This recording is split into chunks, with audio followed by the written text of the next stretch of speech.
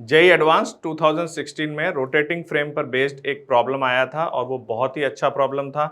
अब हम लोग यहाँ पे स्टूडेंट्स उस प्रॉब्लम को डिस्कस करने से पहले बात करेंगे कि जो रोटेटिंग फ्रेम होता है वो एक नॉन इनर्शियल फ्रेम होता है। जैसे कि मान लीजिए आप एक रिवॉल्विंग चेयर पे बैठे हैं और रिवॉल्विंग चेयर अगर अपने एक्सिस पे रोटेट करने लग जाए तो आप एक रिवॉल्विंग चेयर में बैठे हुए जो पर्सन एक फ्रेम बनेंगे, that is a non inertial frame. Non inertial frame का मतलब ये होता है कि जैसे कि न्यूटन्स लॉज इनर्शियल फ्रेम से वैलिड हैं, दैट मीन्स पार्टिकल का एक्सेलरेशन ओनली अप्लाइड फोर्सेस की वजह से होता है। लेकिन नॉन इनर्शियल फ्रेम में क्या होता है, पार्टिकल का जो एक्सेलरेशन है उसमें अप्लाइड फोर्सेस के साथ साथ फ्रेम का भी इफेक्ट होता है। इसका मतलब उस फ्रेम से न्यूटन्स लॉ वैलिड नहीं है और न्यूटन्स लॉ को वैलिड करने के लिए हमें कुछ फिक्टिशियस या स्यूडो फोर्सेस अप्लाई करने होते हैं, जिनमें से अगर हम रोटेटिंग फ्रेम की बात करें तो स्टूडेंट्स ये हमारे पास तीन तरीके के स्यूडो फोर्स होते हैं। एक हमारे पास कोरियोलिस फोर्स है, दूसरा सेंट्रीफ्यूगल फोर्स है और तीसरा एजीम्यूथल फोर्स है। जैसा कि इस क्वेश्चन में गिवन है, अभी हम लोग क्वेश्चन के बारे में बात करेंगे, उसमें एंगुलर वेलोसिटी फ्रेम की कांस्टेंट है। तो अगर फ्रेम की एंगुलर वेलोसिटी कांस्टेंट है तो ये जो अल्फा आप देख रहे हैं ये जीरो होगा D omega by D T. तो वहां पर एजीम्यूथल फोर्स आपको क्वेश्चन में नहीं दिया गया, ठीक है। बाकी ये वाला फोर्स कोरियोलिस फोर्स है और ये वाला फोर्स है सेंट्रीफ्यूगल फोर्स। मैं शॉर्ट में आपको बता देता हूं, जो कोरियोलिस फोर्स है उसकी direction relative velocity of particle with respect to rotating frame उसके भी परपेंडिकुलर होती है और जो रोटेटिंग फ्रेम की एंगुलर वेलोसिटी है उसके भी परपेंडिकुलर होती है। That means v relative cross omega के डायरेक्शन में होता है कोरियोलिस फोर्स। ये जो मैंने वी रोटेशन लिखा हुआ है ये बेसिकली पार्टिकल की रिलेटिव वेलोसिटी है with respect to rotating frame. उसी तरह से ये जो आप सेंट्रीफ्यूगल फोर्स देख रहे हैं ये लिखने में क्या लिखा हुआ है, m omega cross r cross omega. इसको जब हम सॉल्व करते हैं तो ये फोर्स एक्सिस के परपेंडिकुलर आता है और एक्सिस से परपेंडिकुलर अवे की तरफ आता है और इसकी वैल्यू होती है m omega square r. Okay, जैसे मान लीजिए आपका पार्टिकल ये एक्सिस है और पार्टिकल एक्सिस से किसी स्मॉल आर डिस्टेंस पर है तो सेंट्रीफ्यूगल फोर्स एक्सिस से अवे की तरफ आता है एम ओमेगा स्क्वायर आर। ठीक है, तो इस पर बेस्ड हम लोग प्रॉब्लम सॉल्व करते हैं। तो आइए स्टार्ट करते हैं इस प्रॉब्लम को।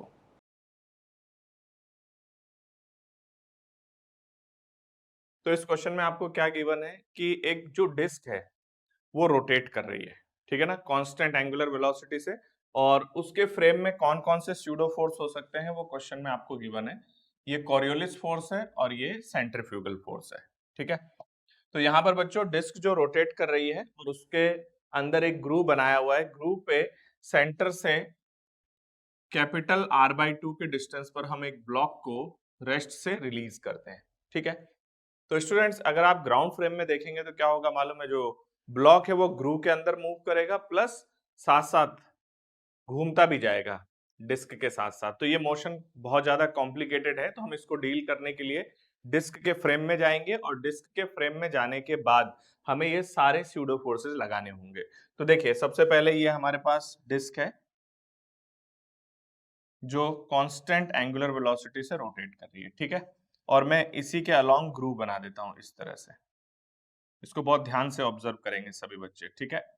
तो ये हमारे पास ग्रूव है और इस ग्रूव में आपने एक ब्लॉक को छोड़ा है। इसको ग्रूव को बहुत ध्यान से देखिएगा, ग्रूव के वॉल्स हैं और बॉटम है, तो बॉटम है और वॉल है, ठीक है। यहाँ पर इस तरीके से हमने इसको रिलीज किया इस जगह से।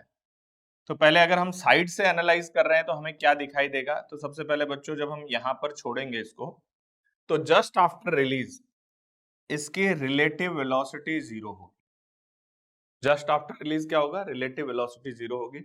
और आप देख सकते हैं कि ये तो है अप्लाइड फोर्सेस और ये वाला कोरियोलिस फोर्स और ये वाला सेंट्रीफ्यूगल फोर्स। तो जो कोरियोलिस फोर्स है वो v रिलेटिव क्रॉस ओमेगा है। ये जो v रोटेशन लिखा हुआ है ना, इसका मतलब है relative velocity of particle with respect to rotating frame. तो ये v रिलेटिव क्रॉस ओमेगा है। तो बताइए t बराबर जीरो पे v रिलेटिव जीरो है तो कोई कोरियोलिस फोर्स नहीं होगा। और ये जो सेंट्रीफ्यूगल फोर्स है m omega cross r cross omega, ये फोर्स एक्सियली अवे की तरफ एक्ट करता है। तो इस पर्टिकुलर मोमेंट पर m ओमेगा स्क्वायर और जितना भी डिस्टेंस है, मान लीजिए ये कैपिटल R/2, तो सेंट्रीफ्यूगल फोर्स हो जाएगा m omega square into capital R/2। अब इस फोर्स की वजह से, चलो पहले मैं इंस्टेंटेनियस लिख देता हूं, इसके बाद इस फोर्स की वजह से इसका रिलेटिव मोशन चालू होगा। तो रिलेटिव मोशन चालू होने से क्या होगा, ये R/2 वाली जगह से थोड़ा आगे आ जाएगा। तो ये डिस्टेंस R/2 है और R/2 से थोड़ा आगे आ जाएगा। थोड़ा आगे आने के बाद इसके पास एक v रिलेटिव भी एक्वायर हो जाएगा। ठीक है, ध्यान से देखते रहना है सभी को। v रिलेटिव एक्वायर हो गया। अब ये अगर सेंटर से स्मॉल r डिस्टेंस पर है तो सेंट्रीफ्यूगल फोर्स अवे की तरफ एक्ट करेगा, that is m omega square r, that is axially away.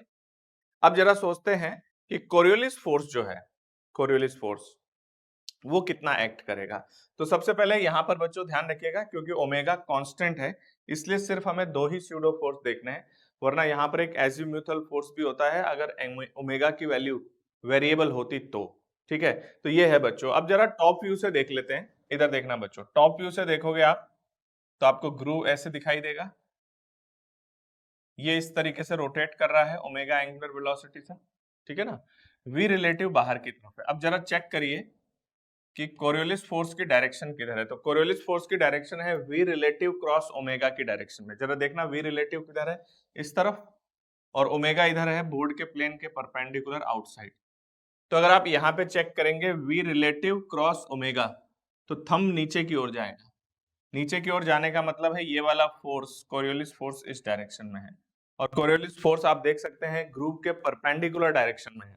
Block का मूवमेंट जो है वो ग्रूव के परपेंडिकुलर नहीं हो सकता है, अलोंग द ग्रूव हो सकता है, जबकि कोरियोलिस फोर्स जो है वो ग्रूव की जो लाइनिंग है उसके परपेंडिकुलर एक्ट कर रहा है। बात समझ गए? यहां से मुझे पता चल गया कि ग्रूव के अलोंग एक ही फोर्स है और वो है सेंट्रीफ्यूगल फोर्स। तो हमें क्या फाइंड आउट करना है पहले पार्ट में, the distance r of the block at any time t। तो हमें डिस्टेंस r के बारे में बात करना है। तो यहाँ पर देखिएगा ये r डिस्टेंस है, तो यहाँ पर आपके पास रिलेटिव एक्सीलरेशन आ जाएगा कितना, ये आ जाएगा relative acceleration m omega square r upon omega, so that will be और ओमेगा स्क्वायर r। ठीक है, और v रिलेटिव कितना है, तो v रिलेटिव जो है अभी इनिशियली तो 0 था, यहाँ पर v रिलेटिव ये है, मैं इसको सिंबल v दे देता हूँ, है ना, ताकि लिखने में थोड़ा अच्छा रहेगा। तो इसको मैंने सिंबल v दे दिया, v रिलेटिव। तो a रिलेटिव की वैल्यू होगी v dv by dr, that is equal to omega square r। तो यहाँ से इसको इधर ले जाके हम इंटीग्रेशन परफॉर्म करते हैं, so we are having v dv, ठीक है, that is equal to omega square r dr integration when small r equals to capital R by 2, relative velocity was 0, and when small r equal to small r, the relative velocity is v, so we have v square by 2, that is equals to omega square common आ जाएगा, constant है, and r square by 2, तो ये आ जाएगा r square minus capital R by 2 का whole square, मैंने limit भी रख दिया है साथ के साथ, डिवाइडेड बाई 2। तो ये है हमारे पास v स्क्वायर बाई 2 और ये ओमेगा स्क्वायर, ये r स्क्वायर बाई 2 आएगा, उसमें हमने लिमिट सब्स्टिट्यूट कर दिया। From here I am getting this velocity, this relative velocity, that is equals to v equals to omega under root r square minus r by 2 का whole square. ठीक है बच्चों, यही आ रहा है ना हमारे पास, 2 से 2 कैंसिल आउट हो जाएगा, ये वेलोसिटी है। लेकिन हमें क्या चाहिए, हमें चाहिए उसका distance as a function of r, तो हमें इसको फर्दर इंटीग्रेट करना पड़ेगा और वहां से वैल्यू निकालनी होगी। बिकॉज हमारे पास v की वैल्यू आ रही है omega under root r square minus r by 2 का होल स्क्वायर। ठीक है, तो इसको सिंपली लिख देते हैं r स्क्वायर डिवाइडेड बाई 4। ठीक है, तो this is your dr by dt is this omega under root r square minus r square by 4। यहाँ से dr upon under root r square minus r square by 4 that is equals to omega times dt। इसको integrate कर देते हैं बच्चों। At t equal to 0 particle कहाँ पर है, at t equal to 0 the particle is at small r equals to capital R by 2, और at any time t पर कहां पर है वो स्मॉल r, तो हमें यही फाइंड आउट करके लाना है। देखो कितना सिंपल है, अगर आप एनालिसिस कर पाए तो जस्ट मैथमेटिक्स लगानी है और ये एक स्टैंडर्ड रिजल्ट होता है। जो आप लोग जानते हैं, इसका इंटीग्रेशन होगा ln r plus under root r square minus are square by 4, यही होता है ना। और इसमें लिमिट हम लोग सब्स्टिट्यूट कर देते हैं, कैपिटल R बाई 2 से small r that is equals to omega t. तो सिंपल इसको सिंप्लीफाई कर लीजिए, कितना आ जाएगा ln की वैल्यू, e की पावर उधर ले जाओ, लिमिट भी रख दे रहे हैं, तो ये आ रहा है r plus under root r square minus are square by 4 upper limit. ठीक है, चलो एक बार लिख देते हैं, ln upper limit minus lower limit, capital R by 2 रखोगे तो ये 0 हो जाएगा, divided by capital R by 2 that is equals to omega t. तो इसको सिंप्लीफाई करने पर आएगा मेरे पास r plus small r plus under root r square minus are square by 4 that is equals to, इधर आ रहा है r by 2 and that is your r by 2 e की पावर ओमेगा टी। ठीक है, बहुत सिंपल सा एक्सप्रेशन है। तो इसको इधर ले जाके स्क्वायर कर देते हैं, तो ये बच रहा है हमारे पास R square minus are square by 4, यही ना। तो R square minus are square by 4, ठीक है, यही आएगा।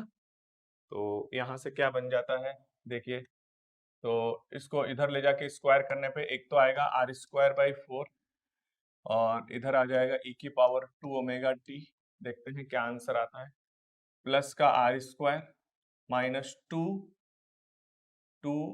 Small r into capital R by 2 e की पावर ओमेगा टी। ठीक है, कैलकुलेशन ध्यान से करना है, तो इंटू e की पावर ओमेगा टी, ये इससे कैंसिल आउट हो गया, इधर उधर करिए, तो small r into capital R e की power omega t that is equals to, देख रहे हो इतनी देर से सिर्फ हम क्या कर रहे हैं, कैलकुलेशन कर रहे हैं। तो ये आ जाएगा आर स्क्वायर बाई 4 e की पावर 2 ओमेगा टी प्लस 1। ठीक है, और यहां से हमारे पास स्मॉल r आ जाता है r बाई 4 e की power omega t plus e की पावर माइनस ओमेगा।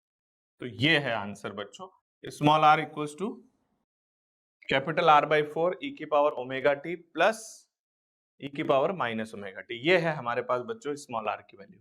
ठीक है, तो स्मॉल r तो इंटीग्रेशन से निकल आता है, तो यहाँ पर देख लेते हैं कौन सा ऑप्शन करेक्ट आ रहा है, option c will be correct, capital R by 4 e की power omega t plus e की पावर माइनस ओमेगा टी। अब बच्चों जो नेक्स्ट पार्ट है उसमें इन्होंने हमसे पूछा है, क्या पूछा है देखिए, तो नेक्स्ट पार्ट हमें कह रहा है the net reaction of the disc on the block. इधर देखिएगा डिस्क की वजह से ब्लॉक पर कितना फोर्स है, तो डिस्क जो है वो कांटेक्ट फोर्सेस अप्लाई करेगा। ठीक है, तो अब हम लोग इसको कैसे सॉल्व करेंगे, तो सबसे पहले हमारे पास जो स्मॉल r की वैल्यू आई है उसको मैं लिख लेता हूँ, वो हमारे पास आया है बाई 4 e की power omega t plus e की पावर माइनस ओमेगा। ठीक है, अब बच्चों ऐसा करते हैं, चलते हैं डिस्क के फ्रेम में। तो डिस्क के फ्रेम में जब आप जाएंगे तो एक बार ऐसा करते हैं, टॉप व्यू से देखते हैं बच्चों, है ना। टॉप व्यू से जब आप इसको एनालाइज करेंगे तो क्वेश्चन में आपको दिया गया है कि ये वाली जो डायरेक्शन है यहाँ पर एक्स एक्सिस है, आई कैप है, और ओमेगा की जो डायरेक्शन है वो आपको गिवन है किधर, ओमेगा की डायरेक्शन किधर है, ओमेगा के कैप की डायरेक्शन में। ठीक है, तो ये हमारा ओमेगा जो है वो के कैप के डायरेक्शन। आपका particle at any time T पर किसी आर पोजीशन पे है, जहां पर उसकी रिलेटिव वेलोसिटी जो है, रिलेटिव वेलोसिटी v के इक्वल। अब एक मिनट रुक जाइए, ध्यान से समझना है। आपको ये बात पता है कि रोटेटिंग फ्रेम के रेस्पेक्ट में अगर हम जाएंगे तो इसका मोशन अलोंग द ग्रूव होगा। तो क्या ये मोशन स्ट्रेट लाइन है, और जब मोशन स्ट्रेट लाइन होता है तो उसका net acceleration along the straight line ही होना चाहिए, स्ट्रेट लाइन के परपेंडिकुलर कोई एक्सेलरेशन नहीं है। तो यहाँ पर आप देख सकते हैं बच्चों, स्ट्रेट लाइन के परपेंडिकुलर कोई एक्सेलरेशन नहीं है। तो इस ब्लॉक पे कौन कौन से फोर्स है, एक फोर्स तो है mg माइनस के कैप, एक फोर्स ये अप्लाइड फोर्स है, और दूसरा अप्लाइड फोर्स है जो नॉर्मल रिएक्शन आएगा। ध्यान रखना मैंने यहाँ पे नेट नॉर्मल रिएक्शन लिख दिया है कि नेट ग्रूव की वजह से जो नॉर्मल रिएक्शन आएगा, हम इसको दो पार्ट में ब्रेक कर सकते हैं बिकॉज ग्रूव की जो डिजाइनिंग है उसके हिसाब से। तो आप देख सकते हैं एक नॉर्मल रिएक्शन, चलो पहले हम लोग सॉल्व कर लेते हैं फिर बात करते हैं। तो हमने नेट नॉर्मल रिएक्शन मान लिया। अब बताइए बच्चों, विद रिस्पेक्ट टू डिस्क इसके ऊपर नेट फोर्स क्या होना चाहिए? 0 होना चाहिए। अलोंग द ग्रूव तो नेट फोर्स आएगा, लेकिन परपेंडिकुलर टू द ग्रूव जो है वो नेट फोर्स क्या होना चाहिए? 0 होना चाहिए। तो आपको पता है कि अलोंग द ग्रूव तो सिर्फ सेंट्रीफ्यूगल फोर्स है, तो इसका मतलब है कि सेंट्रीफ्यूगल फोर्स के अलावा जितने भी फोर्स हैं, तो ये तो हो गए अप्लाइड, और सेंट्रीफ्यूगल फोर्स के अलावा एक और फोर्स हो गया कोरियोलिस। तो ये कोरियोलिस फोर्स और ये दोनों अप्लाइड फोर्स, ये 3 फोर्स हैं, और ये तीनों फोर्स का रिजल्टेंट 0 आना चाहिए। ध्यान से सुन लेना, क्योंकि net force along the groove आना चाहिए, और अलोंग द ग्रूव एक ही फोर्स है, वो है सेंट्रीफ्यूगल फोर्स, और उसके अलावा बाकी जितने भी फोर्सेस हैं इसका मतलब है कि उनका रिजल्टेंट 0 होना चाहिए। So normal reaction minus mg k cap plus f Coriolis, इन तीनों का वेक्टर एडिशन 0 आना चाहिए, because net force with respect to disc rotating frame must be along the groove and that is equals to the centrifugal force। तो वही net force है। इसका मतलब बाकी जितने भी फोर्सेस हैं अप्लाइड प्लस स्यूडो, उन सब का टोटल क्या आना चाहिए? 0 आना चाहिए। तो यहां से बच्चों नेट रिएक्शन फोर्स कितना आ जाएगा? That is your mg k cap, तो ये एक टर्म होगी, and minus of 2m v relative cross omega. ठीक है, इसका प्रूफ मैंने आप लोगों को करके बता दिया था कि इसको कैसे सॉल्व किया जाता है। ठीक है, तो चलिए सॉल्व करते हैं। तो v रिलेटिव कितना होगा? तो v रिलेटिव आप देख सकते हैं, it will be your dr by dt। ठीक है, और dr बाई dt की डायरेक्शन क्या है? I कैप में है, तो यहां पर n वेक्टर आएगा, that is mg k cap minus 2m, v relative तो होगा dr बाई dt, क्योंकि हमें किसके फॉर्म में निकालना है? टाइम के फॉर्म में, इसलिए मैं dr बाई dt लिख रहा हूं। ठीक है, एंड मल्टीप्लाई बाई, ये तो है I कैप, और ओमेगा, ओमेगा जो है वो है k कैप। सो स्टूडेंट्स, मेरे पास n वेक्टर की वैल्यू आ रही है mg k कैप, और I क्रॉस k कितना होता है? माइनस j, तो माइनस माइनस प्लस, ये हो जाएगा j cap 2m dr by dt into omega. चलिए, ये है हमारे पास बच्चों, जरा देखते हैं dr बाई dt कितना आ रहा है। सो dr by dt is your r by 4, okay, ये होगा ओमेगा e की power omega t minus omega e की पावर माइनस ओमेगा। चलिए इस dr बाई dt को सब्स्टिट्यूट करते हैं और देखते हैं नेट रिएक्शन फोर्स कितना आएगा। तो देखो, net reaction force n that is equals to mg k cap, ठीक है, प्लस j कैप का कोएफिशिएंट आएगा 2m omega multiply by dr by dt, ये है r ओमेगा बाई 4 e की power omega t minus e की power minus.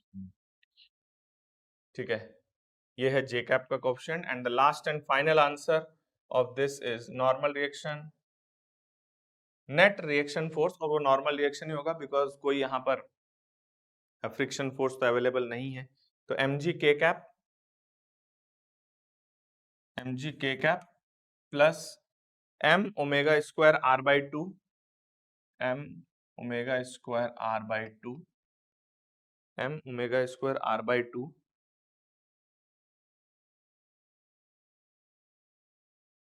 e की power omega t minus e की power minus omega t j cap. ये हमारे पास बच्चों n की वैल्यू आ गई है।